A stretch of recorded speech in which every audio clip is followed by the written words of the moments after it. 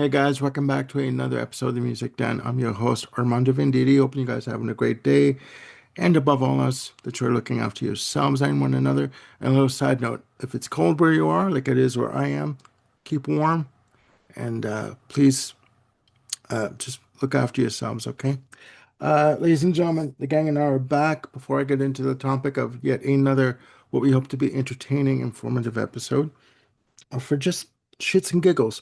I want to introduce Ken Cheshire. Ken, how's it going? Going good. Hopefully, there's more giggles than shits, though. Duly noted. I agree But with at you. this point in life, you never You know. take what you can get, right? I get that. I get that. This episode sponsored by Depends. In pit diaper. Yeah. Diaper, yes. Pit diapers. The real you. Okay, here we go. Um, Jim, how you doing? Hi. We I'm gotta I'm doing all right, guys. we gotta carry on. He's about to Yes, crap we do. himself right now. Okay. Okay. Ladies and gentlemen, we have gotten together today as Ken notices Bigfoot walking through his backyard. We have gotten together to rank the albums of Crowded House. Okay, And you know what? I think that if people saw the little thumbnail on the video, they probably know that. probably, probably. Okay, Jim's in the mood this morning, ladies and gentlemen. Now, just to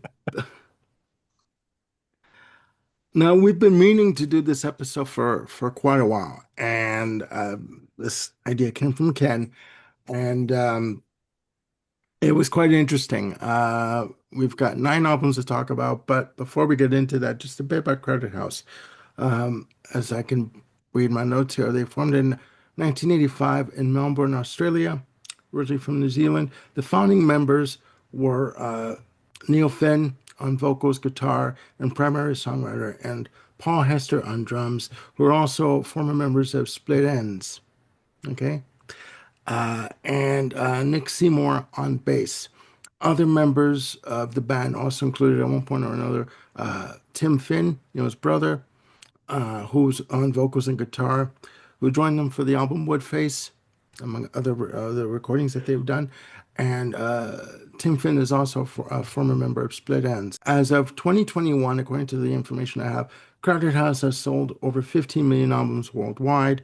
They have released, in terms of studio releases, they've released eight studio albums, eight official studio albums, and one album of outtakes, etc., called Afterglow. We are going to be ranking all of those albums. Current members of the band include, as of today, include Neil Finn on vocals, guitars, again, principal songwriter, and Nick Seymour on bass, keyboards, and backing vocals. Mitchell Froome, I was going to say Michael, Mitchell Froome on keyboards, who also served as producer on previous albums. Liam Finn on guitars, drums, and backing vocals, and Elroy Finn on drums and backing vocals. Okay, It's a family affair. it is a family affair. Oh, I should interject at this point that even though you did say the current members of Crowded House, as of this taping, Crowded House has been put on hiatus because Split Ends is reforming. Right. I didn't even know that. Thank you Yes, for they letting are. us. See, it's an entertaining and informative episode. It's a dessert topping and a floor wax. If you guys know that reference, Oh, yes. God bless you. I don't want to go there. Well, you see, I didn't even realize that because Gravity Stairs just came out in May of 2024, the most recent studio release. Yep. So I had no idea. I had no idea. And it's worth to note in terms of the album releases, almost every album in terms of single releases had more than three singles released per album. So, you know, a lot of information to go through here. But before I get into it, in terms of the ranking, before we jump into it, guys, what has been your experience with Crowded House? Like, I know, Ken, you've been touting their praises for ever since I met you virtually. So, It's 1986, yes. okay, Anything to add to that? yes. I was a big fan of Split Ends Yeah. way back in the day Hmm. when you were just a little tadpole. And Oh, come on. so yeah. So after Split Ends split up, um, when I heard that Neil Finn was forming a new band, it's like, hey, I'm there. So I bought the first album, hadn't heard a thing off of it, just based on my love for Split Ends. Of course, that wasn't unusual back then because we didn't have streaming. So, Yeah. uh, and the hit song hadn't really hit the airwaves yet. So, no, it's a fandom carried on from Split Ends for me. Okay. Okay. Jim, as he takes a sick A sip of his sick sip. sick sip of his mega coffee. It's just Pick it coffee off in of there. It is just coffee. Yes. My I kind of echo what Ken had said. I was a fan of Split Ends. Probably not as big of a fan. Um, but when I had heard from a buddy of mine that the Crowded House album was out and that it was sort of a continuation of Split Ends with Neil Finn and Paul Hester in the band. I checked it out and immediately was like, oh my gosh, this is so good. They toured incessantly with that first album. And if my count is right, I think I saw them 3 times on that first tour. And they just remain some of my all-time favorite club concert experiences because they were so fun, so energetic. I mean, where else are you going to hear a medley of Sex Pistols, God Save the Queen and I Got You together. I Oh mean, it God. was just oh fantastic. I mean, Okay. they would come out on stage, at the end of the show with all their food from backstage and pass it around to the audience. I mean, they were just like complete goofballs having just the best time. Hmm. So, for me, the enjoyment of Crowded House is deeply connected with all those memories of just, being in the crowd and just having this one of the best musical times of my life, four times over. So Okay. Okay. Um, my experience, I just heard about them from the release of the debut album, subtitled with the release of Don't Dream It's Over. And when that album hit, when that single hit, it exploded. I yes, mean, it did. I in Canada there was a show, a music show, music video show based out of BC called Vancouver, BC, called Good Rockin' Tonight, hosted by one Stu Jeffries, who, guys, if you're watching and you want to go online and watch an interesting, I guess you call it web series, there's a web series called Behind the Vinyl, Hmm. hosted by Stu Jeffries, where he's got bands that go in and talk about the history of their various singles or various albums. Check it out. Anyways, and this video was played incessantly. And it was just like even from the opening guitar notes that come Yep. out, it's just like it was everywhere. That track was everywhere. And I rem It's some legendary songwriting just in terms of how to put together a perfectly crafted pop song. I mean, proper, oh, yeah, properly done and just wonderfully executed. And they have a knack. I mean, they have an ability. Uh, Neil Finn has an ability to craft such wonderful melodic pop songs. It's amazing. And unfortunately, we lost Paul Hester in 2005. And I want to dedicate this episode to Paul Hester. Rest in peace, because he should be acknowledged, you know, for his contribution. Um, but prior to the Carter House release, I do remember Split Ends, but the one song you always remember is "I Got You," right, Mhm. from hmm 1980. And in also 6 months in the Leaky Boat. Right, I remember that track, that fun yeah. track. But all right, ladies and gentlemen, we've got 9 albums to discuss, 8 studio, 1 compilation, but I'll get into that opinion of that album as we go through this list. So who shall I pick on first? My mama told me to pick you. Ken, go ahead. You go Do first. it, Ken. Thank you, Number Lucille Ball. nine. Set Number the pace. nine. Number Yes, nine. yes. My number nine is Gravity Stairs, which came out in 2024. Uh, Reading up on this, said that Neil Finn wanted wanted a very dreamy quality as far as the sound of this, and boy, he got what he asked for, because this album for me is missing, it's missing the rock. It feels more like um uh, a current contemporary band, which may be why it's successful as it is.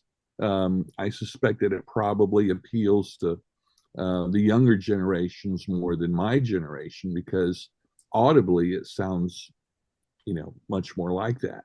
Um, I miss Neil's strong vocals and good guitar work. There's everything is just kind of way a lot of people talk about being bland. It's very vanilla for me. The songs are probably pretty good, but I I feel I really can't tell because of the performance and the production, if that makes any sense. I find it hard to judge the songwriting based on the performance. So for me, there's not as many. There are not those musical hooks in the songs. Um, so it's just, yeah. I mean, it's not a bad album, but for me, it's number nine out of nine. Okay. All right. Thank Yeah, you for that. sure. Jim. My number nine is their 2010 release called Intriguer, which is the one that has a looks like a maniacal looking teddy bear on the cover. Um, it's None of these albums are bad. None of them stink. They're all worth a listen. It's just that some of these diamonds shine more insanely bright than And the others. others. Um, for what I did and I've lived with the first 3 albums kind of they occupy a space rent free in my head and my heart because they're just so darn good. The other ones were almost like all new to me. And so in just taking notes to try to figure out like which songs kind of stood out from the album, everything about Intriguer was just kind of bland to me. There was nothing that really kind of stood out and said, wow, this is really great.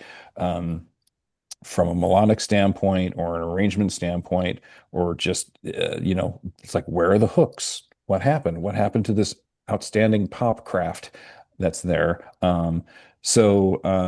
Intriguer was easily at the bottom of my list simply because none of the songs got, ranked above like an 8.5 out of 10 to me. That was kind of the criteria I used to sort of figure out how I would stack rank these albums because I knew it was going to get challenging. So Intriguers at the bottom, Maniacal Teddy Bear, yeah, you can go back and take a nap. Again, it's not bad. It's just not that good. My number 9 is Gravity Stairs. Uh, Released May 31st, 2024, again through their contract with BMG Management, Music Management. I like the album, and ladies and gentlemen, like I've said before on other episodes, when you put these lists together, just because an album is at the bottom of the list doesn't mean it's bad, unless it's Hot Space. But you Or know, you, Philosophy of the World. but you got to put these albums somewhere on these lists, right? When you do them. Um, I like the album. I do share Ken's sentiment in that it's sort of I hate to say this, but it's sort of one note in that it stays in that dreamy quality, that dreamlike quality, that sort of Zen zone that you're in, like Hmm. throughout the entire album. I mean, the, the lead off lyric on Magic Piano, I began to sense my own weight walking up the gravity stairs. I mean, right then and there, you're questioning your mortality. Okay. It's like, Hmm. and it's like, okay, it kind of sets the tone as to where the album is going. You know? Like, but it's a good album. I mean, Teenage Summer as a single, I think was a good idea. I think, again, Neil Finn as a songwriter, my God, like amazing, amazing. I just, like, Ken, I'm waiting for the rock to happen. I'm waiting for the harmony vocals to come in and just sort of nail you right between the eyes, or just something that's gonna, like, lift it above the din of what is happening here.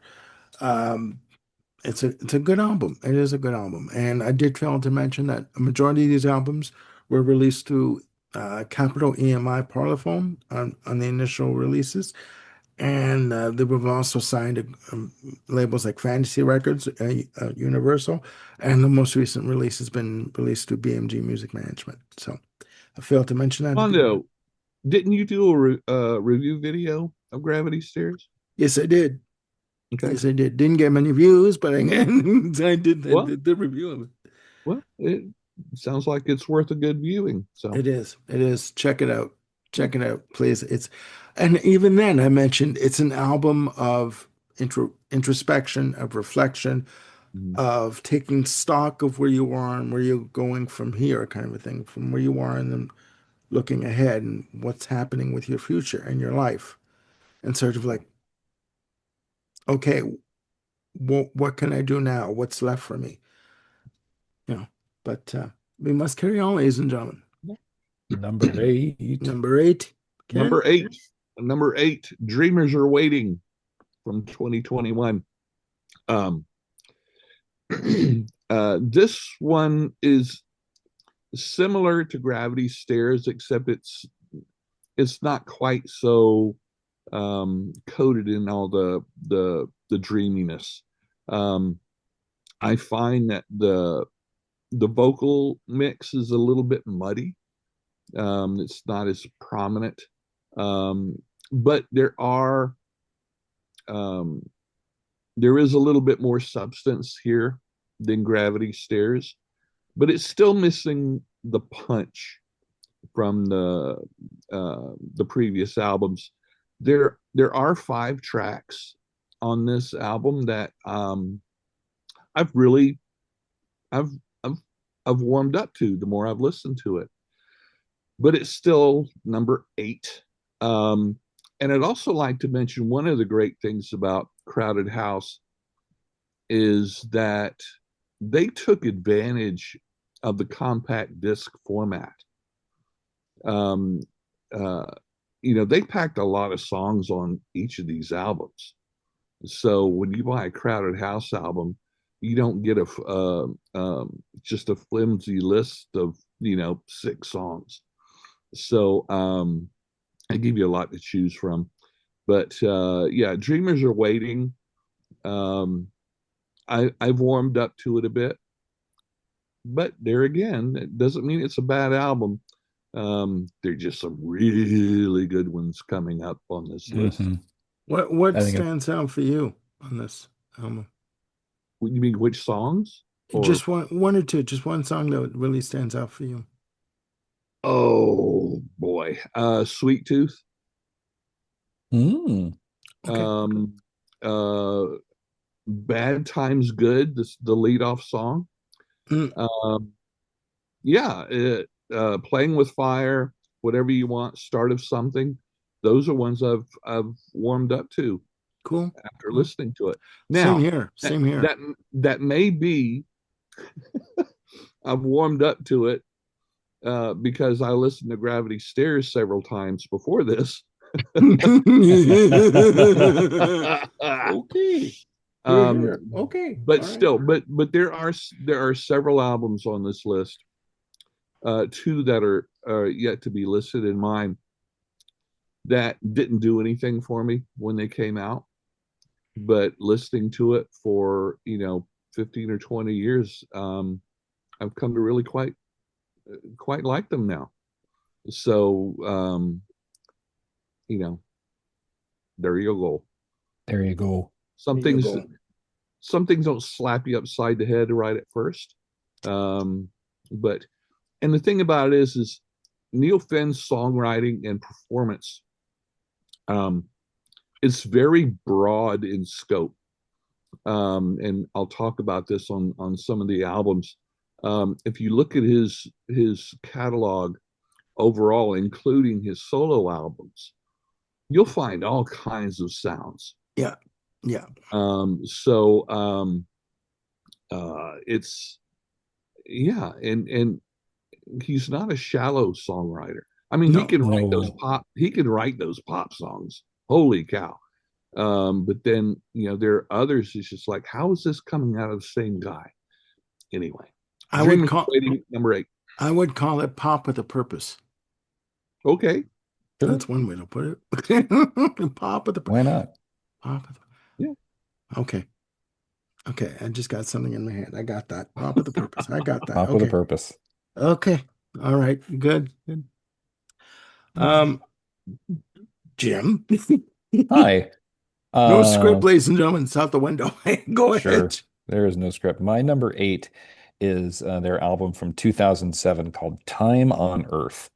Um, I sort of give this album overall an 8 out of 10. There's unlike Intriguer, there's some songs on here that really kind of stand out to me. Nobody Wants to, Even a Child, Heaven That I'm Making, Silent House, Asai. These are all like at least 8.5 out of 10 songs for me, and they're kind of the cream of the crop. The rest of them just don't sort of rise to that level of quality to me. Um, Time on Earth is definitely not like the first 3 Crowded House albums. That sort of brightness and fun, even on their second album, though, Neil delved into some really deep, kind of things, a little disturbing and spooky here and there. By the time you get to Time on Earth, the songwriting has just really matured and really deepened. The arrangements have kind of flourished, and it's just an expansive record. But it's weird. I'm going to take sort of the other side from what Ken was saying. Time on Earth suffers for me because it's just too darn long. There's just, it's chock full of songs, and Yeah, it's it's almost 51 like, minutes. Yeah. yeah, I wish they could have pruned a couple of them. I think it would have made them a better listen. So to me, that's, we did an episode about too much of a good thing on an album, and I don't think this sort of gets into that category, but I just think they kind of suffered from, it's like, well, we've got 78 minutes of music. Let's use a lot of it. Okay. Time on Earth, again, it's not bad. It's just not where, just not close to the towering achievements of their other albums. Okay. All right. My number 8 is, and Ken and I did not compare notes, is Dreamers Are Waiting. Again, released June 4th of 2021 through EMI Australia. Yeah, what I've noticed on these albums is the bass work on these albums is wonderful. Nick Seymour on bass is just, whether it's Nick Seymour or Neil Finn, he is a monster on the bass, and there's a lot of prominent bass coming through in the mixes on these tracks. And I've also noticed that the later albums are more rhythmic and percussive in terms of their arrangements, in terms of different musical influences, like Native American influences, etc., on the tracks. Just wonderful. But again, these lists have to go in some order, right? I do like the album. I think I was just waiting for the hit to come through, like the immediacy of the hit to come through, like the hit single to come through right away on this. And it wasn't happening for me. I mean, it's a fairly short album, 41 minutes and 52 seconds. But it's a good album nonetheless. I mean, a lot of use of textured guitars on this, really good strong bass, nice harmonies when they do the harmony vocals on this album. Songs of note are Sweet Tooth for me. Uh, Playing with Fire, To the Island is another one.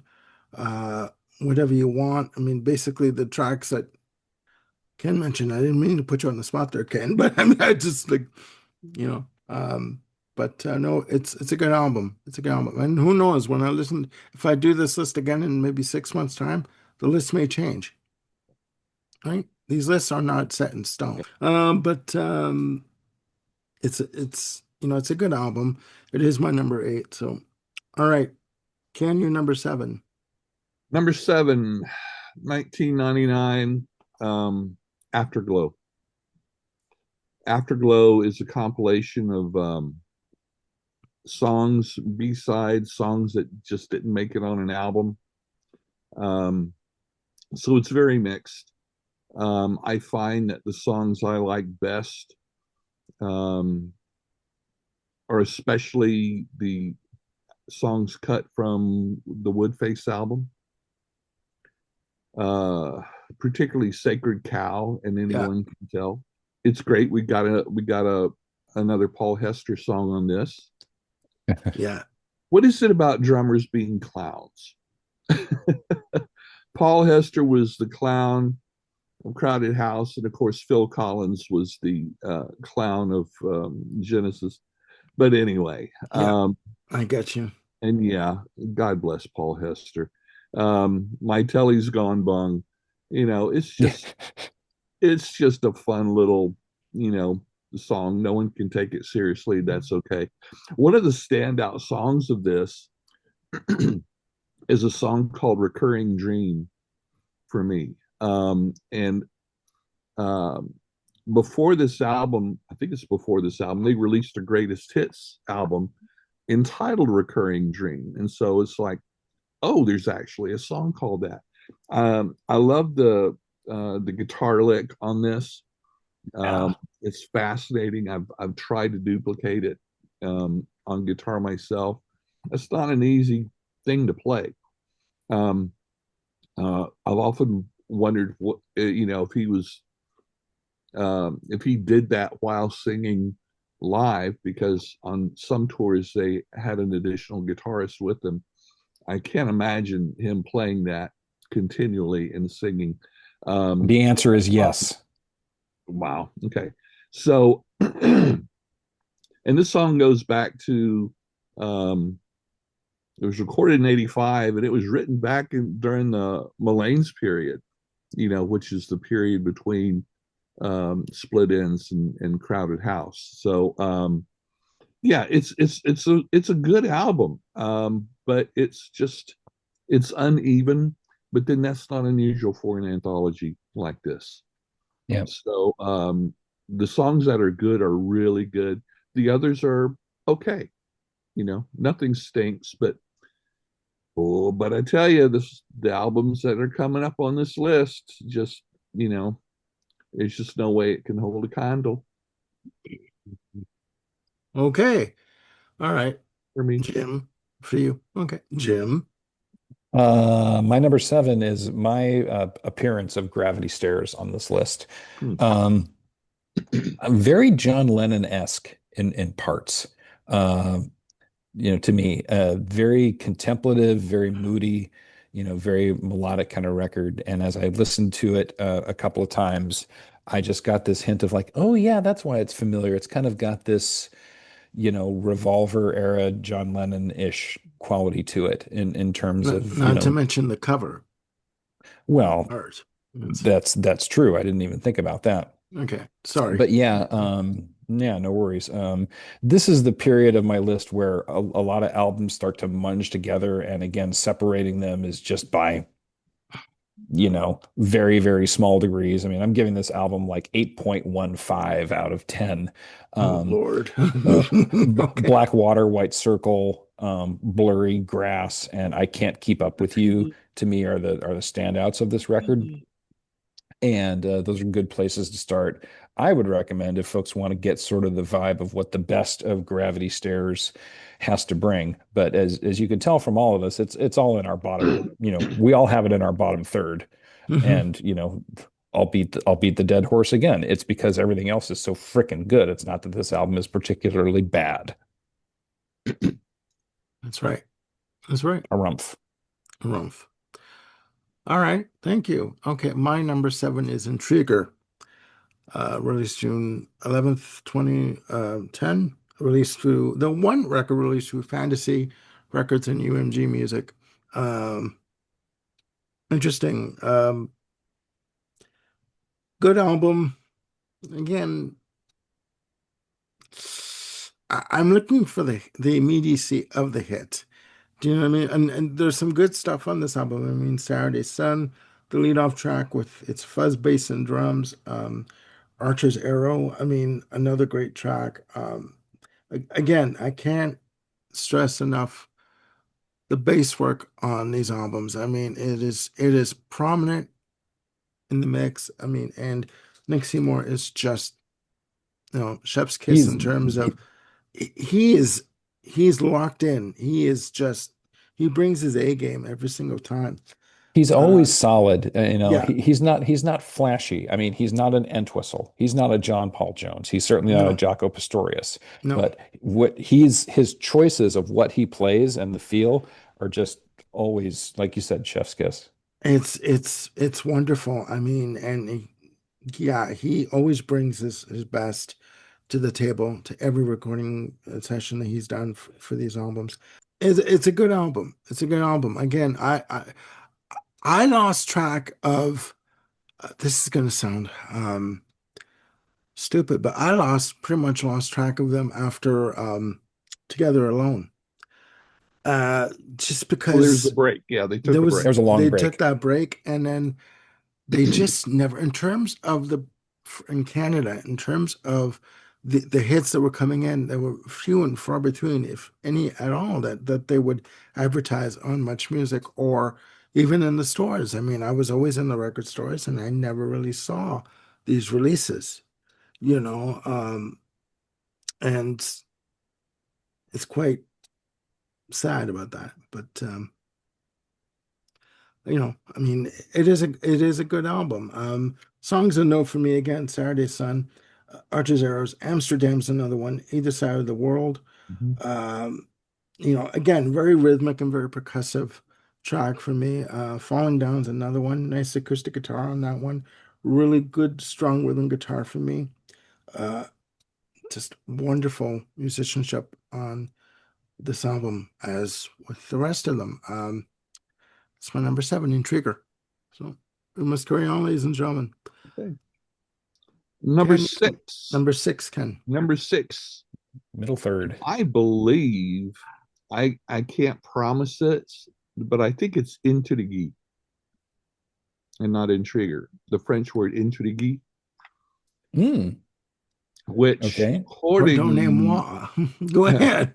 a person who schemes, plots, and uses secret, underhanded, or clever artifices to achieve a goal, which What Ken said. explain the evil teddy bear. Yes. What Um, Ken said. Go ahead. like Intriguer. intrigue. Um, okay. This album Intriguer. Go ahead. did absolutely nothing for me. Really did nothing for me. But like I said, I've warmed up to it over the years, and I think it's because I also have and listen to all of his solo works. The songwriting in on this album and to some extent performance is much more similar to what he was doing on his solo works during this time in his life. So so yeah, it so I have that connection where to his solo works and thus his overall catalog, whereas for you guys I would suspect that the only comparison you have are the earlier Crowded House works, if I'm not mistaken. That's Yep. right. So yeah, Saturday Sun is the strongest song on this. Amsterdam, Either Side of the World, Armando, you pretty much nailed it. 7 songs on this album make my ultimate Crowded House playlist. That many. Um, so yeah, it's number 6, Hmm. which makes you know the others mighty powerful. But yeah, but like I said, this is much more in style like to his solo works and less like Crowded House. Okay. But I All like it. right. Okay. Thank you, Jim. My number 6 is the Afterglow compilation that came out in 1999. We said it's B-sides and outtakes. It covers their first 4 albums and their earlier days. The cut "Recurring Dream," like Ken said, from their Mullanes period. Yeah, it's just outstanding, and I know I've heard it live once or twice during those initial club tours, and yeah, just that whole hypnotic kind of repeating loop of a guitar part is just such a massive earworm. The fact that it was not on an album, and yeah, I didn't see it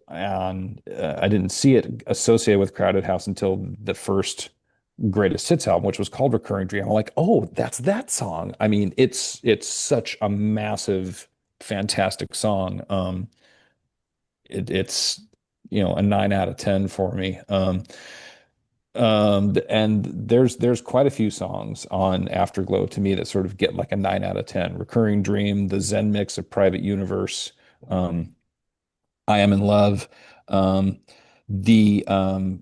call out another one of the tunes, one of the Woodface outtakes called Sacred Cow.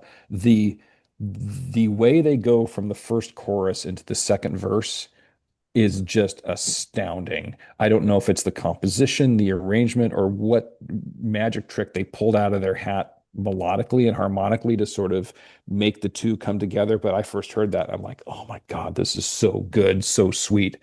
Um, and a crowded house can do that. Um, you might think it's just a very mundane, simple song, but all of a sudden they pull out this thing that's just, the cherry on top. It's just Neil Finn is such a fantastic songwriter. Afterglow to me is like, 8.25 out of 10. Solid number 6. Okay. Um, Thank you for that. My number 6, Afterglow. Um, uh, Literally, we did not confer on our lists. We did not check with one another. In fact, we really don't talk during the week long time before we do these episodes. So we just stay out of contact. No, no, no. I hate Seriously. everyone really. So Exactly. this is just, Yeah, I always say I'm an equal opportunity discriminator. I hate you, I can't stand you, kind of a thing. So it's like, yeah, we don't we haven't talked about our list, but yeah, no. number 6 for me is Afterglow.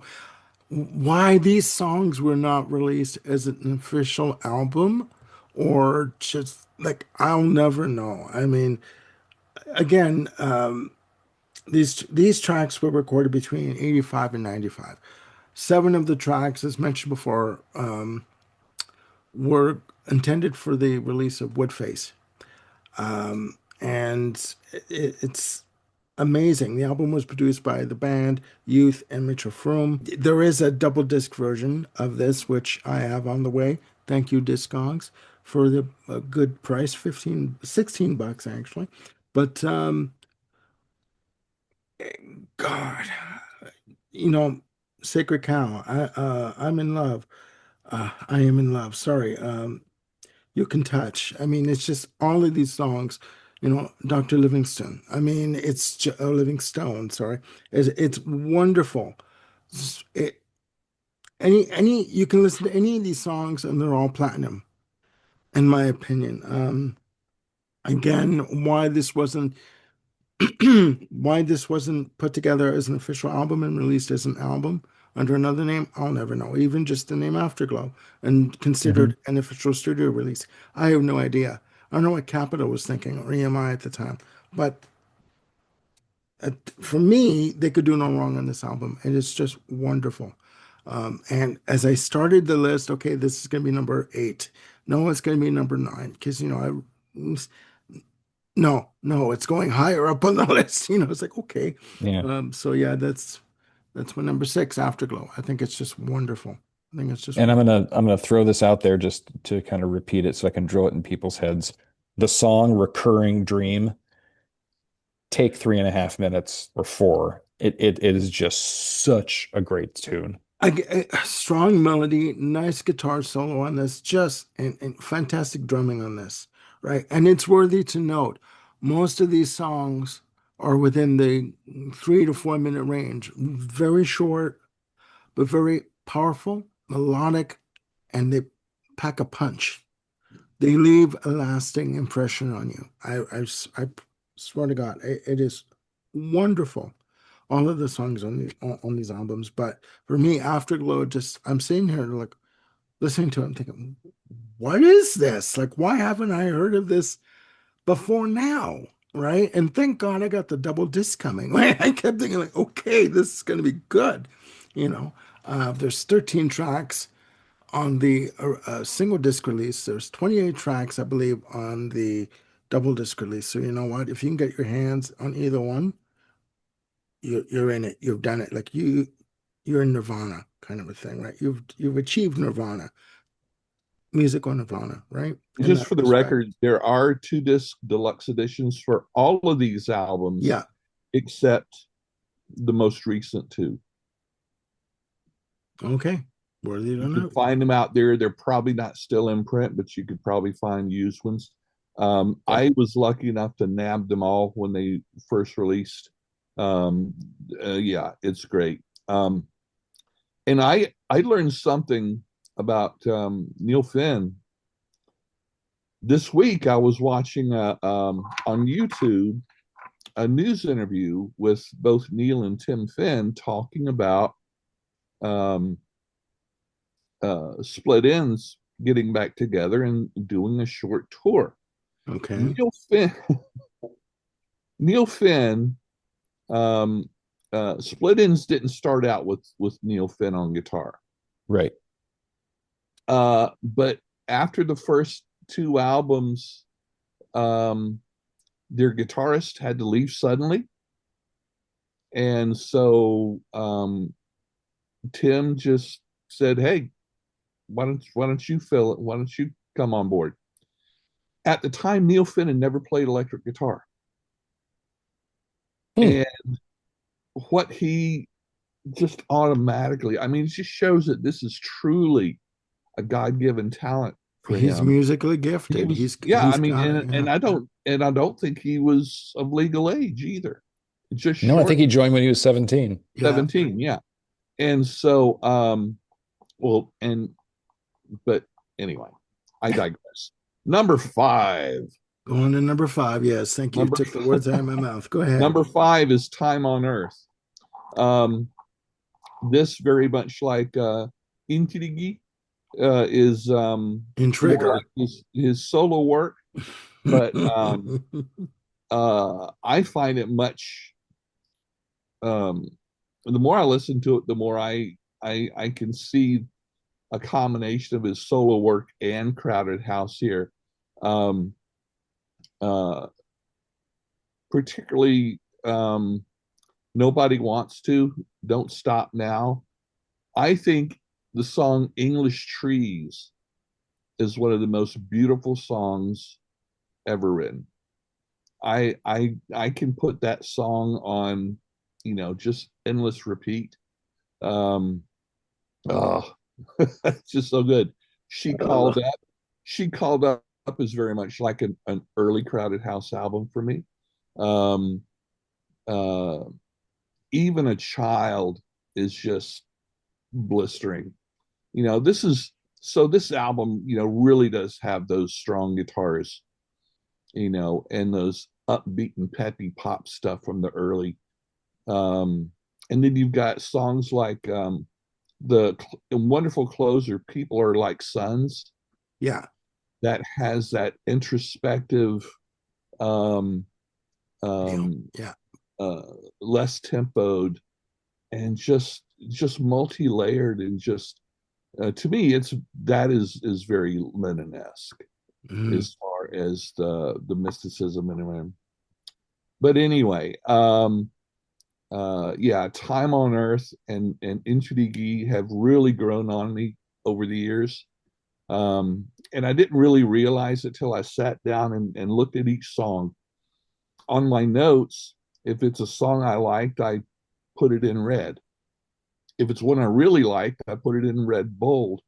And all the song I'm looking at Intergy, and I see only 3 songs not in red, and Time on Earth only 2 songs not in red. Okay. So it really does go show how much I've warmed up to these over time. So these may be those albums that just don't hit you hard. Um, but if you live with it a little while, it has staying power, as opposed to those that you love immediately but get tired of pretty quick. Don't know. Anyway, number Okay. 5, Time on Earth, 2007. Moving Okay. on. All right. Thank you. We're moving on. Thank you. Jim, Oh, we're moving on. Okay. your number Number five. five, right in the middle of our lists here. My number five is "Dreamers Are Waiting" from 2021. I was kind of surprised with this one. Um, it's edgy. It's got a touch of lo-fi to it, but yet it's still like Neil Finn does. It's very melodic. I think I mentioned this with some of the other albums, that it doesn't have the brightness of the earlier Crowded House albums, but of the more recent ones, this is the one that's the most rewarding listen to me. Playing with Fire, To the Island, Whatever You Want, Show Me the Way, Deeper Down. To me, these are all really, really outstanding songs on this record, and they just really highlight just what an absolutely talented and amazing songwriter Neil Finn is. Not using past tense because he's still bringing his game.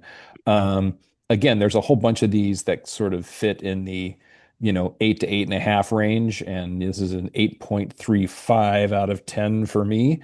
Of the latter period Crowded House albums, this is the strongest one to my ears. I think I'm the outlier from the squad in that sense, Mhm. but I would go to this one first of that batch. Okay. Interesting. Very interesting. My number five, Time on Earth. Hmm. Very interesting album. I like the production work that Steve Lillywhite did on this album and Ethan Johns. This album, the lyrical content, obviously influenced by the passing of Paul Hester. I mean, there's no way around it. This album was based on recent events. With songs like Nobody Wants to, you know, just wonderfully done. There's nothing on this album that was like I would second guess in terms of anything, with the arrangements, whatever. Don't Stop Now is another one. But again, this is an album of introspection. It's an album of reflection. It's an album of like, okay, our friend is gone. How do we carry on? How do we make sense of what's happened? If there's any sense to it at all, which there isn't in this case, in these cases of the way Mr. Hester passed away, um, you're basically left to pick up the pieces and move on, right? And they had to channel it somehow. Um, and you know, even songs like Pour Le Monde, and even a child co-written with Johnny Marr of the Smiths. He Y- played on it too. Yeah, and playing his work on this is amazing. And just so powerful, just under 4 minutes, 3 minutes and 57 seconds. Great melody on that. Yep. And again, nice guitar work on that. A Sigh for me is another wonderful track. Very ethereal synths and nice acoustic guitar that come in. Uh, Silent House is another one. You mentioned English Trees, Ken. You know, just amazing. It's an amazing album. 14 tracks in total, and it's a very powerful album. It's a very emotional album, and if anyone out there has lost someone, you know, you can share the sentiment, right? So, anyways, that's my number five.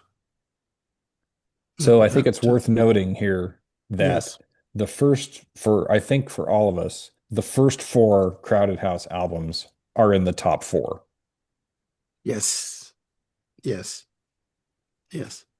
But are they listed as such? Well, We'll that's we'll continue. We'll continue. exactly. We must continue, ladies and gentlemen. Ken, you're Oh, number no four. cliffhanger? Okay, all right, let's No, go. no, no, no, no. It's just yeah. Go on. Number 4, Yes. Together Alone. You're drunk. Go home. This is a great album. It really is. I mean, by the time you get to these last 4 albums, the difference is, Minuscule. I mean, Yeah. holy cow. Following up Woodface, which I think is going to rate quite high on our lists. Um, oh no, let me make this point. Uh-oh. I read somewhere and I tried to find it online and I couldn't find it. That for the first 4 albums, um, a lot of songs that were recorded for an album that didn't make it would be carried over into the next album. Okay. So it, you're it's the recording and how the albums were put together wasn't really straightforward. So we're seeing on Together Alone a lot of the carryover and influences, at least, of the second and third Crowded House album. So yeah, Private Universe in particular, unbelievable song. Distant Sun, I love. Catherine Wheels, In My Command. I mean, this is just, it's just an unbelievable album, and it's almost like a sophomore album compared to what came before it. But and on first listen, it's like it's not quite as good, but here again, There's if one can listen to it objectively without Mhm. trying to compare it, you realize this is a damn good album. This would, if this was a debut album, it would still be a damn good album. Mm-hmm. So like I said, a bad Crowded House album is better than a lot of artists' best albums. So we Especially keep these top saying four. this, but it's true. Yeah. Yeah, great opening track. It's just full of just wonderful songs. And Pineapple Head reminds me of that classic Split Ends song, Bullet Brain and Cactus Head. It's got, it's a first cousin. I'm sorry. Yep. A But distant anyway, relative at the least. Okay. yeah. Yeah. But yeah, Distant Sun and Private Universe. Listen to those 2 songs, and hopefully that'll spark your interest to listen to the rest of the album. Jim, you're number four? My number four, and I was surprised that this ended up in this slot. Their sophomore album, Temple of Low Men. Um, Now, Ken, you mentioned that a lot of their songs from Together Alone are sort of carryovers from other albums, Yeah. and I can definitely confirm. Um, sorry, I have to clear my throat, gentlemen. Thank you. Go on. Um, a lot of the songs that were played live on the first Crowded House tour ended up on Temple of Low Men. Um, Better Be Home Soon, Sister Madly, When You Come, Into Temptation. I think I remember hearing all of those in some of those first three, club shows that I saw Crowded House in. Um, and to me, the highs of this record are extremely high. I feel possessed into temptation when you come, never be the same, Sister Madly, better be home soon. Those last two are just solid 10 out of 10 perfect songs. I wish Sagosh were here because he would wax eloquent about the fantastic Richard Thompson solo on Sister Madly, and well deserved. But the small thing I have against um, Temple of Low Men is that the other four songs, aside from the six I mentioned, just don't rise to that level of excellence, and so it sort of brings the rest of the album down a little bit. Um, but to me, again, most Crowded House albums, even their low ones, are better than any other band's superior records. Um, it's 8.5 out of 10. Again, I have no regrets when I listen to Temple of Low Men. It's a great album overall, and it just kind of speaks to how strong the top three are, that this one sort of ended up at the number four slot for me. Yeah.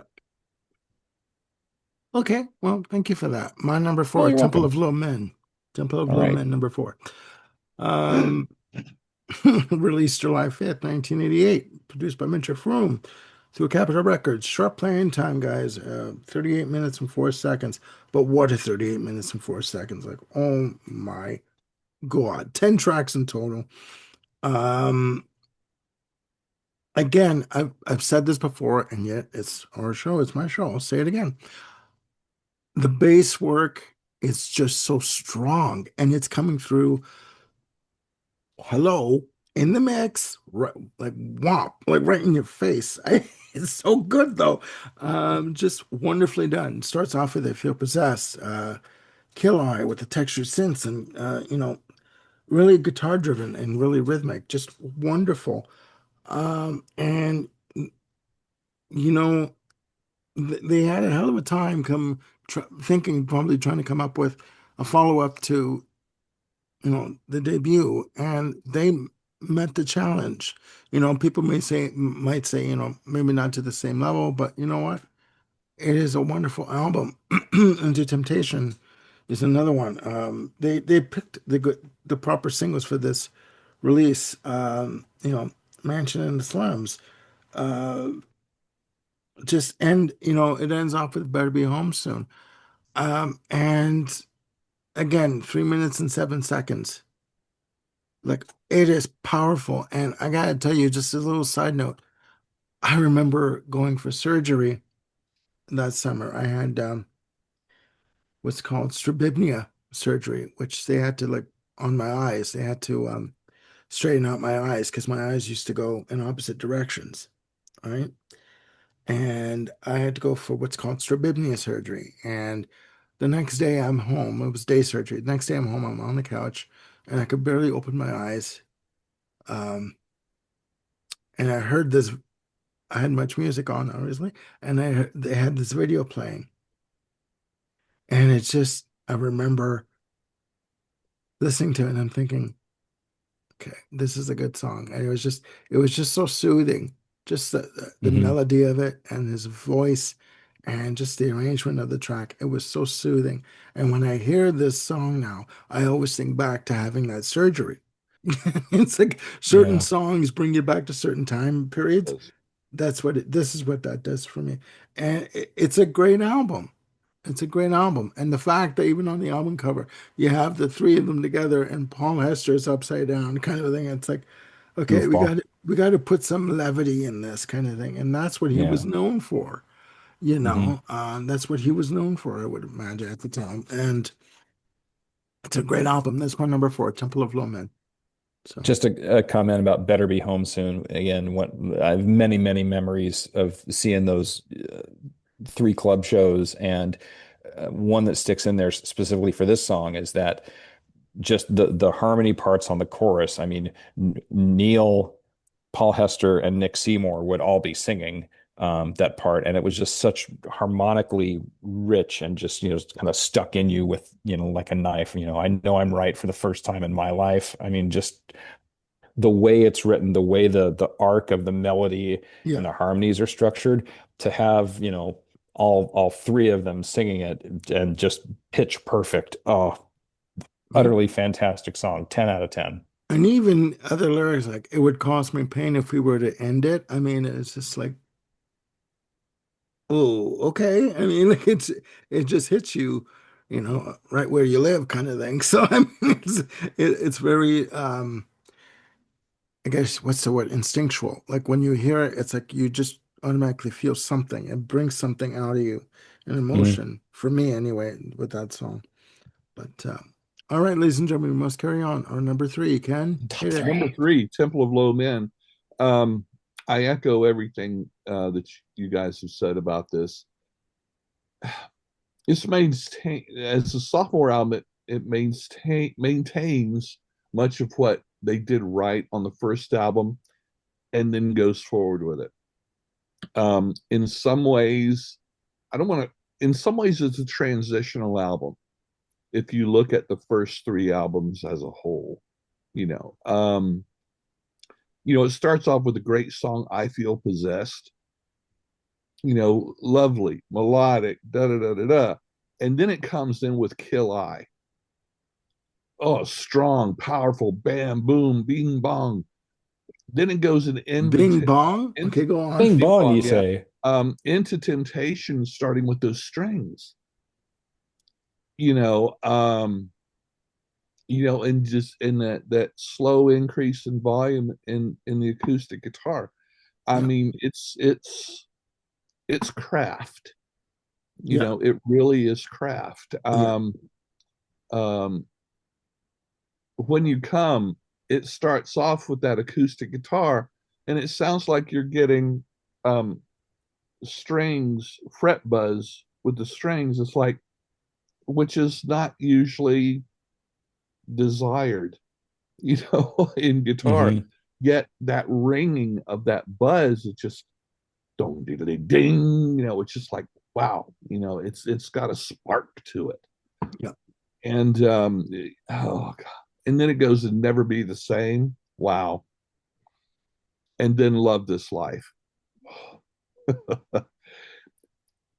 Neil You Finn know, was so I don't want to necessarily say introspective, but even in the Split Ends days, um, as a guy in his early 20s, he was writing about some incredibly deep stuff. We've talked about Jackson Brown and what he was writing at 16, just way beyond his years. And Yeah. so, and Neil Finn has been this way, at least we know, of his adult life. I don't know what he was like, as a teenager, but I suspect probably so. That doesn't just turn on. Phenomenal sophomore album. It's interesting because I've heard a lot of online people they just don't care for this album, and it's like I don't get it. But like I say, that's why I'm a fan, because I don't get that. But yeah, good strong album. Number three, Temple of Low Men. Next. I was just going to say, Eddie Van Halen said once in an interview, just because something's good doesn't mean it's going to sell. I mean, Oh you yeah, as an artist, you put an album out, you think that It's great. It's melodic. It's got punch. It's got this. It's got dynamics to it. Whether or not it sells, no one knows. And that's the shame of it, right? But I hear what you're saying. Thank you. Jim, number My three. number three surprised me. I didn't think it was going to be as high as it was, but it's Together Alone from 1993. Um, it's musically diverse and sprightly, much like Woodface. Sorry. Okay. But yet there's like an urgency and sort of a charging to this album that I think is I'll put that down to Flood, who was the producer. I think Yeah. he put a little gas in the tank of the car, and maybe Yeah. that's sort of reflected in the cover that's there. Um, um, Again, there are so many strong songs on this record. Care Care, Pineapple Head, Locked Out, Private Universe, Walking on the Spot, Distant Sun, 10 out of 10, absolutely perfect song. Hmm. Catherine Wheels is another strong one off this. Um, I was just really struck by how much I enjoyed this album, and I don't know what it was that sort of left me cold when it first came out. Maybe I was expecting. It was probably just a prisoner of my own expectations of what I thought a Crowded House album should be. But now, in retrospect, just sort of looking at it on its own objectively, it's like, dang, this is a fantastic and strong record. Yeah, it's a 8.75 for me out of 10. That's my number three. Okay. All right. Thank you for that. My number three, self-titled. This was going to be my number one, but obviously from the hits, Don't Dream It's Over, Something So Strong.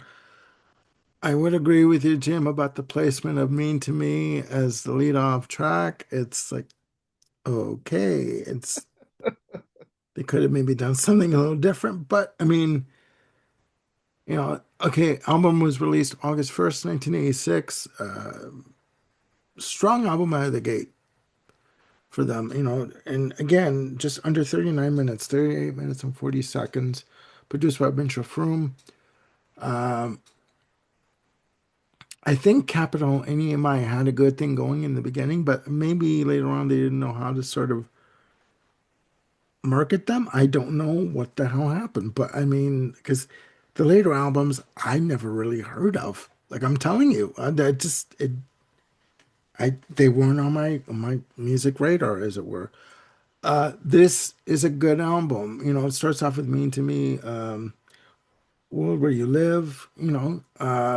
Now we're getting some. Now we're getting somewhere. Sorry, nice use of accordion on that track. And Neil Finn is a guitar player. I mean, I think he's underrated.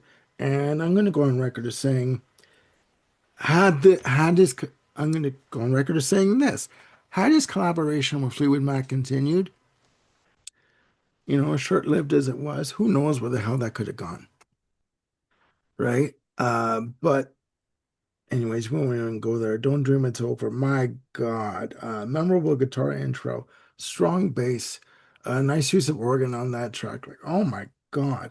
I mean, lyrics like there is freedom without, there is freedom within. I mean, like, hello, try to catch a deluge in a paper cup. Like, hello, like, oh my Yep. God. There's just something about this album that had it to it. And I think what they needed was one or two songs that was going to just grab the audience and Oh, grab they did that. grab the fan base and just say, okay, look, we're here. Split Ends may be over, but we're here. We're still here, and we're going to continue. And this was a good way to start. This was a really good way to start. This was going to be my number one, um, but you know what? Opinions change, right? So stay tuned to find out. We're going to continue now. I'm Can all you know? aflutter. Oh, I know. That's gas. Don't worry. It'll pass. All right. Can you number two? My number two and number one, uh, it on any given day could go either way. You know, But for this time, my number two is going to be Woodface. Um, this is, let me put it this way. This is I believe this is their best album, but it's not necessarily my favorite. And I'll explain that when I get Please. to them. Elucidate. Yeah. Please And expand really on that. the strength of these early albums, I think Mitchell Froom doesn't get enough Credit. acknowledgement, credit. Phenomenal. And this one, produced by Froom and Neil Finn, also it was mixed by the legendary Bob Clearmountain. You know, Yeah. he's no schlep either. But part of the strength of this album is the addition to his older brother, Tim Finn, founder of Split Enz. For those that don't know, the Finn family is a very musical family. Their parents were musicians, and like I said, and they brought Neil brought in his two sons as early as uh, I think they played a little bit on Together Alone, but at least Time on Earth. So, but there again, where recordings when songs were recorded doesn't mean they made the album at the time. But anyway, and even though Neil and Tim had worked together a lot by then, this is the first time they actually wrote songs together. And I think and their voices blend so well. Tim Finn has an amazing ability to harmonize, and not just harmonize well, Yeah. but Yeah. sometimes 100%. it's a harmony, sometimes it's a counter harmony. Yeah. It's a 100%. very interesting. It's not your what music theory would say the harmony should be. Yeah. It's very interesting, and it's clear on the Split Enz albums too. And to open with Chocolate Cake, okay, um, scathing portrayal of Americans. To say the least. It said, you know, I've read this. Oh well, this wasn't accepted as well in the U.S. because of that song. Bullshit. I don't think so. I think this album was just too eclectic to really be commercial. But anyway, going into It's Only Natural, Fall at Your Feet, Tall Trees. Tall Trees is a blistering song, one of my all-time favorites, and Neil Finn has gone on record saying that he doesn't like it. It's like, I want to talk to that boy about this. You may have wrote it, but you know what? You don't know Yeah, what you're talking about. You have no idea what you're talking about. Get the hell out. Go. Yeah, and amazing song, Weather with You, with those harmonies. Oh my gosh. And you know, the guitar work is just an incredible. It's just absolutely incredible. And then it goes into this haunting whispers and moans. You know, is oh God. And yeah. And then you've got that other masterpiece, you know, Four Seasons in One Day, where they bring in the strings and stuff again. We get a nice little Paul Hester song, Italian Plastic. You know, great. And then to end the album with She Goes On and How Will You Go. Oh gosh, this album is just unbelievable. It's there's not a skippable song on this, and it really does show the between the two of them, there's such a variety of sounds not really Yeah, styles, but yeah, just sounds. yeah. Um, Textures. Yeah, yeah. Textures, yeah, exactly. Flavors, colors, whatever. The only one, the only song that I would be tempted to skip if I did would be All I Ask, which was strictly um, the primary Tim Finn song. Mhm. It's just a little. He tended and tends to do what I call nostalgic songs. They almost sound like they come from, the 50s or 40s or something like that. Granny songs, maybe. Hey, Granny, hey, there you go. There you Um, go. there you Hmm. go. Yeah. And but That's anyway, is good. Yeah. I just find it's like, okay, I've heard that one enough. But Yeah. the rest for me are just, 10 out of 10 songs. It's just amazing. Yep. Even even Italian Plastic, I just laugh and as I listen to that. So Okay. God Well, bless him. again, the chorus is just brilliant on Italian Plastic. Again, just the melodically, the arc of how it all works together. It's just Sure, sure. primo. Yeah. So Okay. anyway, yeah, number two for today is Woodface. Okay. All right. Thank you, Jim. I'm gonna take what Ken said, copy it, and paste it for mine with a few little derivations here. Yeah, my number two is Woodface, solid 9 out of 10 album. To me, um, it's only natural. Fall at your feet, weather with you, 4 seasons in one day. How will you go? 10 out of 10. Absolutely perfect songs in terms of execution, songcraft. Um, yeah, I think a lot of we talked about just Neil Finn as a songwriter and as a craftsman, and we talked a lot about that when we did our Billy Joel deep cut episodes. Just you know Way what a back in the day. Yeah. constructor, yes, what a how he was just so good at constructing a song perfectly. And I think with just he and Tim were just in this Vulcan mind meld of They were locked songwriting in. perfection at this time. And it sure kind of comes out this way. I regret not being able to see them play from this tour on. But yeah, it's a freaking outstanding record. And I remember the first time I heard 4 seasons in one day, I'm just like, this is as good as it gets. It's just, smiling as the shit comes down. I mean, it's just like there's just so much perfect in the sentiment, in again the arc of the way the melody works, it the arrangements. Oh, yeah. If it weren't for one other record, Woodface would be my number one. Okay. All right. My number two is, thank you for that, Jim. My number two is Together Alone.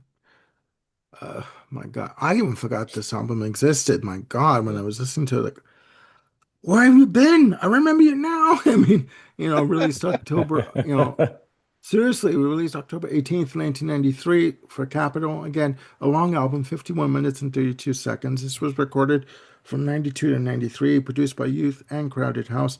Now, this was where, and this is how I think the band has been able to continue. This is where the band wanted to expand their sound palette Mhm. in terms of the production. They needed to sort of stretch out a little bit here. And I think they did. I think this is a great album. Uh, Care Care, again, to start off the album, In My Command, strong piano on that, good bass work. Again, there's fantastic bass work on the entire catalog. Uh, you know, Other songs, Nails in My Feet, uh, just great, and the more guitar oriented tracks like, Black and White Boy, um, you know, Fingers of Love, Pineapple Head. It's Yep. wonderfully done. Nice use of guitar and mandolin on that track, and that's another thing. They would use, instruments like mandolin and Accordion. Yeah. accordion and just Yeah. just expand the sound palette, Yep. the soundscape. Just wonderfully done. Cool. Private Universe, what I'm hearing is use of tabla on that, Yes. whether it's done through Yes. keyboards or whatever, just nice use of tabla, a nice drapery of guitars on that track, as I call it, drapery of guitars, like a A backdrop, drapery, a, dude. like a backdrop. Yes, I'm Yeah. expanding my vocabulary as well. There you go. Oh, thank you, thank you. And to me, it's very rhythmic and percussive, that Yes. piece. It's just, I mean, Yeah. amazing. It's an amazing album. Yep. And this is where I started to drop off with the band because, I mean, going back to it now and listening to it, I remember this album when it came, like back then. Now it comes back to me. But this is where the band sort of in North America and Canada started to sort of peter out, Hmm. and it's a damn shame. It truly is a damn shame because this is effing fantastic album. I'm sorry, it is. Um, as I go through my notes here, I mean, and again, most of these albums in the later albums that were like 13 or 14 tracks. You know what I mean? So a lot of music on one release, right? Again, other songs of note, Walking on the Spot, Distant Sun, Yep. Catherine Wheels, you know, just amazing. Even the title track, listen to me, the title track, you Yep. know, just wonderfully done, wonderfully done. And this was almost my number one. But one album beat it out. So we'll find out. Moving on. We're at our number one. Ken. There's only one left. And Turns out. yeah, it turns out 1986, the debut album, Crowded House. Like I said, this and Woodface are just neck and neck, even in my brain, but different. Um, because the title album or the debut album has the advantage today because of what I've talked about on many other videos we've done. I cannot ignore the nostalgia factor for this. 1986, um, having been a Split Ends fan, the band broke up. It's like, oh well dang it. Um, what am I going to listen to now? Because I really don't like a lot of what's happening in pop music at the time. We're going into the 90s, which really lost me with a lot of contemporary music and the new genres and whatnot. So I grabbed this, just with expectations and high hopes.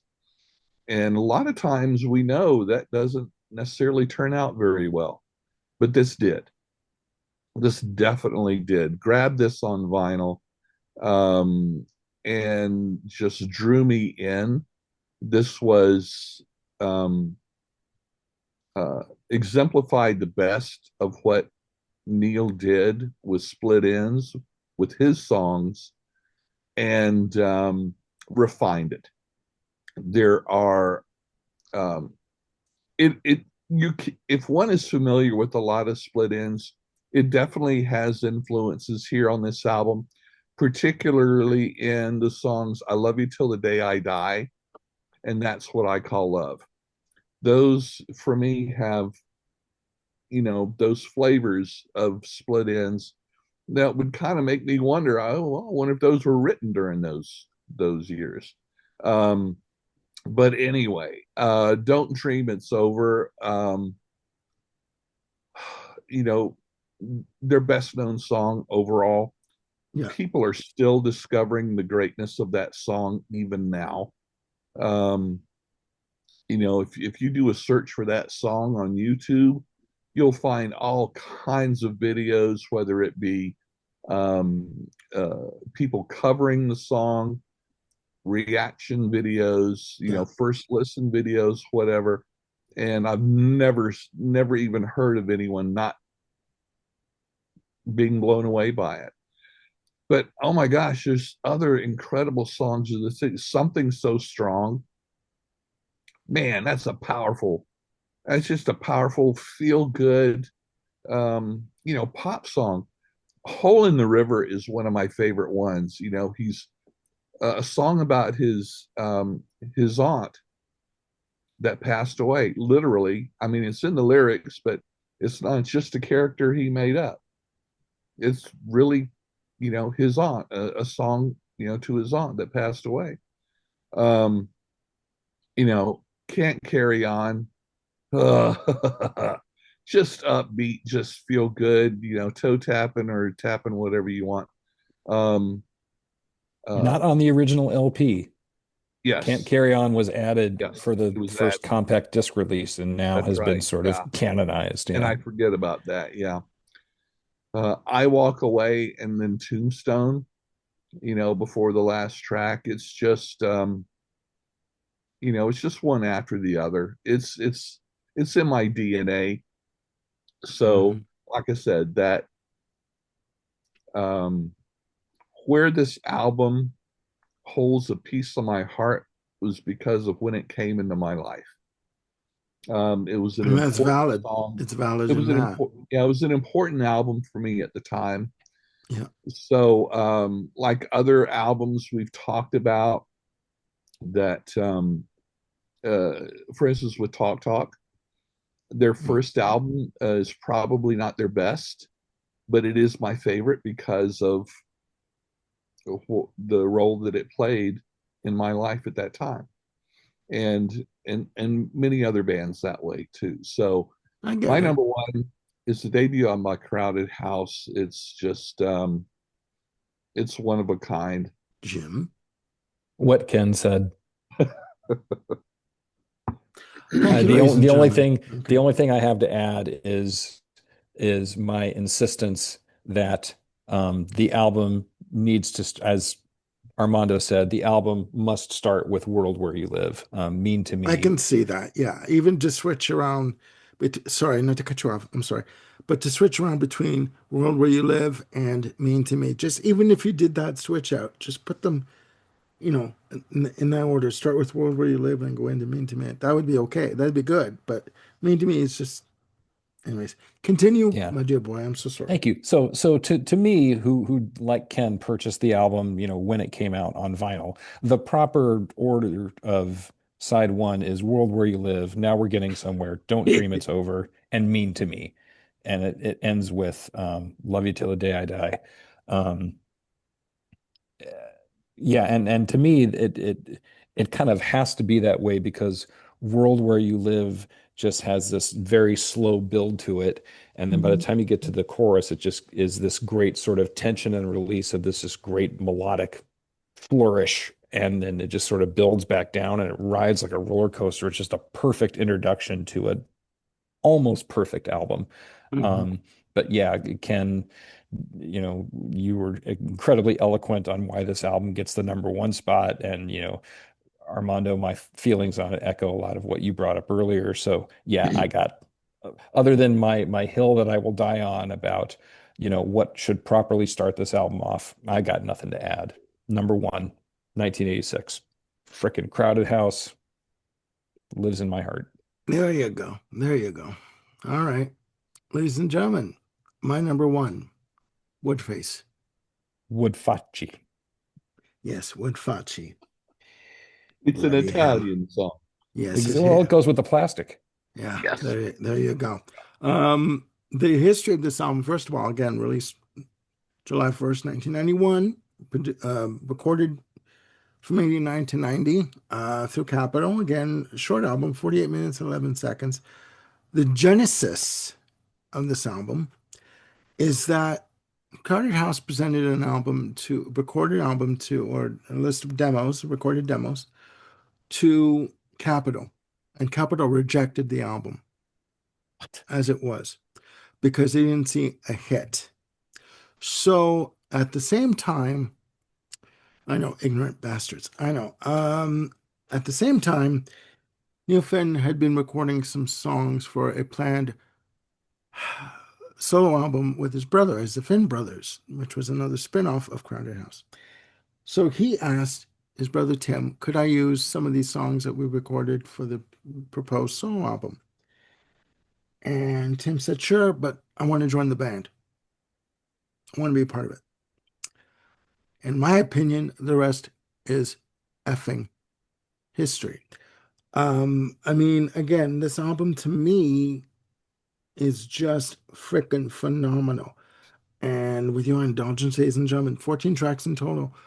Uh, again, the album was produced by Mitchell Froom and Neil Finn. Oh my God, where do I go? Chocolate Cake, the lead up single. I mean, right in the pocket. I mean, they were just in sync with one another and what they wanted to do. Just effing amazing. It's only natural. Fall at your feet. Tall trees. I mean, weather with you. Like, excuse me, just that chorus alone. It just I can't even express it. It's just wonderful. And other songs are no Whispers and Moans, Four Seasons in One Day. Oh my God. There Goes God. There you go. I'm sorry. It's right there. It is right there. With his sausage dog. Yeah. Exactly with the sausage dog.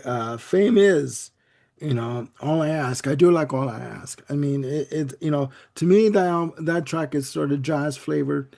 Great Sure. arrangements has jazz tinges to it. Let's just say. Um, It's like a sure is, Sinatra song from, Yeah, yeah. yeah, the Capitol days. Yeah. yeah, exactly. And I mean, to me, the success of this band and or the secret ingredient of this band is being able to adapt and go into different musical territories, but all within the pop realm. You know what I mean? Never going out of the pop realm, but within that realm, within that classification, trying out different instrumentation, trying out different arrangements, doing something that just, well, number one is going to satisfy them first and foremost. You know what I mean? And then number two, the record company and agents and see where we're going to go from there. But this album to me is just freaking amazing. Yes. It is freaking amazing. And when the prices go down, I am going to get a copy of the deluxe edition of Woodface. It is just wonderful. Ends off with How Will You Go? It just, this to me, when I heard this album, because I thought, okay, this is number one. Because to me, when you add the combination of Neil and Tim Finn together harmonically in terms of their vocal Yeah. dexterity and their ability to wrap around each other's vocal ranges and just it elevates it to another level. It's just this album is just one big chef's kiss. You know what I mean? And it's just wonderful. And who knows what could have happened had Tim stayed in the band. You know what I mean? Maybe it could have been seen as, with Tim joining, maybe it could have been seen, okay, well, maybe Neil Finn is struggling a little bit musically. Maybe he's bringing his brother on to sort of, elevate the game and sort of keep it going. No, no, no, no, no. Right. Get that thought out of your bloody mind right now.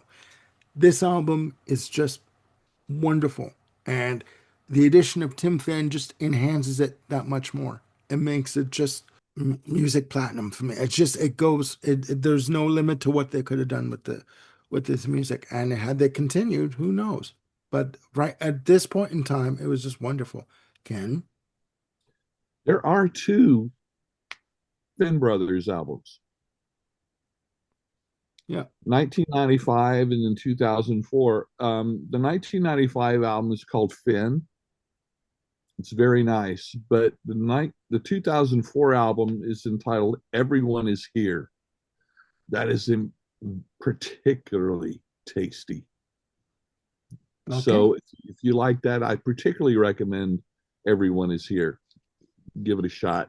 It's on all the streamings. services. YouTube, blah blah blah. And in terms of these albums overall, these albums are still available on Yeah. Amazon, on Discogs, on eBay, or even better yet, here's a novel idea. Go to your local record store. Hey, Find out. Maybe get them to order it. If they're bum, through bum, bum. Universal, Seagram's Universal, you can still get them, Yeah. you know, for, so yeah, it's And just, again, I would like to plug in particular the Neil Finn solo album, Try Try Whistling. whistling this. There is also available out there a video. I got it from Apple iTunes. The video was it live from 54th Street, where most of the songs uh, they recorded that within a small studio with an audience, live audience, and it's mostly the songs off that album. But I that's my favorite solo album of his. okay. Um, some of them not so much because there again, he's so incredibly creative that some of the other roads he goes down on his solo albums not quite my thing, or at least not immediately. So, But, but anyway, there you go. but I mean, in closing, he's a musician that he obviously understands that first and foremost, his responsibility primarily is to himself. And if he's musically challenged and satisfied with what he's doing, he's going to continue, For sure. right? He's going to continue doing what he's doing. And, and it's impossible for a fan or for an artist to expect a fan to like everything that they put out. I mean, Oh yeah, it'd be nice, but yeah, it's virtually impossible. And it's almost virtually impossible for an artist to satisfy a fan with every album they do. It's like there's got to be a bit of give and take here, a bit of forgiveness, a bit of a balance between the fans and the sure, bands and then sure. and the artist, right? In terms of, okay, I'm going to go down this road. I'll see if you don't want to come along. I'll see you when I get back, kind of a thing, Yeah. or you can come with me, kind of thing. So, Okay. any more to add there, Jim? All right, ladies and gentlemen, there you have it. Ranking the albums of Crowded House. Please put your listing down below in the comments on your favorite Crowded House albums. These albums are still available to purchase. They're not overly expensive. I think like on Amazon.ca, they go for something like between $15 to $21. Dare I say, I think I saw one of them going for $9.99. I think it was Together Alone. I'm not sure. But they're not overly expensive. You can get even if you want to go further, get the deluxe sets, go on Discogs. In terms of price points, I say go on Discogs. You're probably getting a better deal on those on that site. But yeah, again, let us know your opinion of this ranking down below in the comments. I want to thank Jim and Ken for joining me on this adventure. It's always an adventure with these two. And yeah, please click like and subscribe and do hit the notification bell to keep yourselves on top of any new content we've got coming up. We've got more shows that we're going to be working on, and we're going to bring them to you as soon as we possibly can. We have upcoming ranking the albums on Sade. We're taking a look at Sade Adu and her band, and we've got 6 albums to talk about. I'm almost done my list, and we're going to bring that to you as soon as we possibly can. All right, so stay tuned for that. And for Jim and Ken, I'm Armando signing off. Please look after yourselves and one another, and we'll see you soon on, you guessed it, the Music Den. Bye for now.